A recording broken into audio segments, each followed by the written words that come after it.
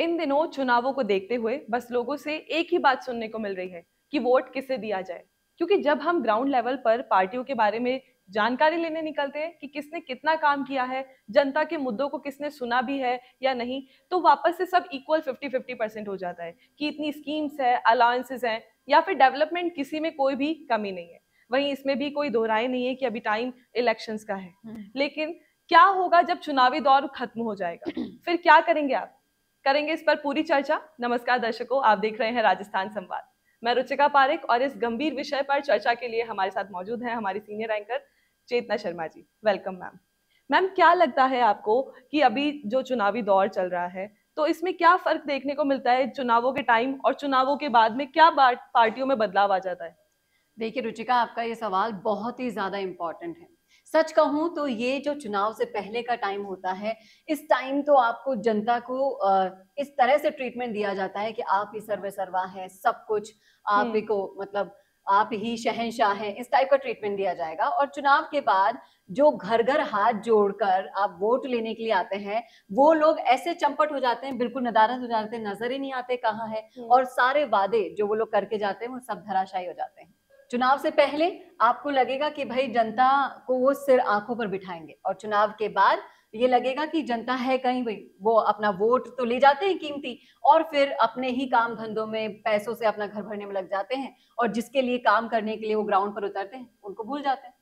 बिल्कुल सही कहा मैम आपने। इसी के साथ में ये भी देखना, मैं आपसे पूछना चाहूंगी कि जो राजनीतिक पार्टियां होती हैं, वो देश में अपनी पार्टियों को, अपने लोगों को डिवाइड कर देती हैं, मुद्दों को डिवाइड कर देती हैं, और फिर जब वो सोचती हैं तो सिर्फ खुद के फायदे के बारे में सोचती हैं। ऐसे में क्या करना चाहिए और किस तरह से एक इंसान को अपना वोट देना चाहिए सही तरह से?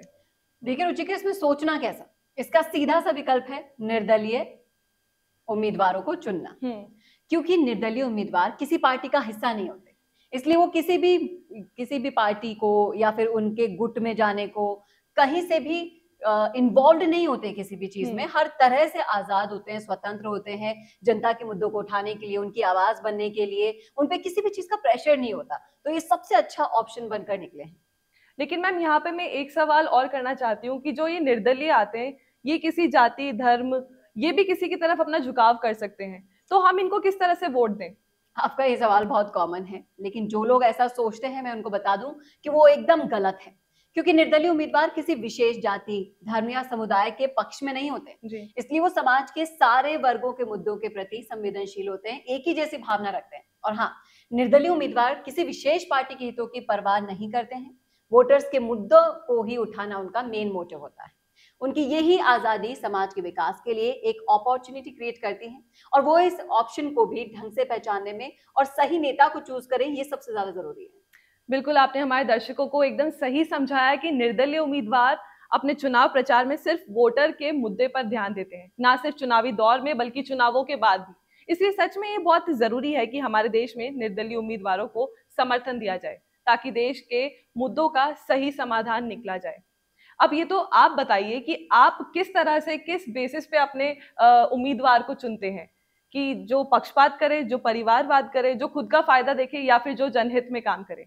ये आप हमें कमेंट बॉक्स में कमेंट करके जरूर बताइए कि इस विषय पे आपकी क्या राय है, आपका क्या सोचना है। हम ऐसे इंफॉर्मेशनल वीडियोस, ऐसे इंफॉर्मेशनल डिस्कशंस आपके लिए लगातार लाते रहेंगे। इसलिए चैनल राजस्थान संवाद को लाइक, शेयर, सब्सक्राइब करना बिल्कुल मत भूलिएगा। नमस्कार।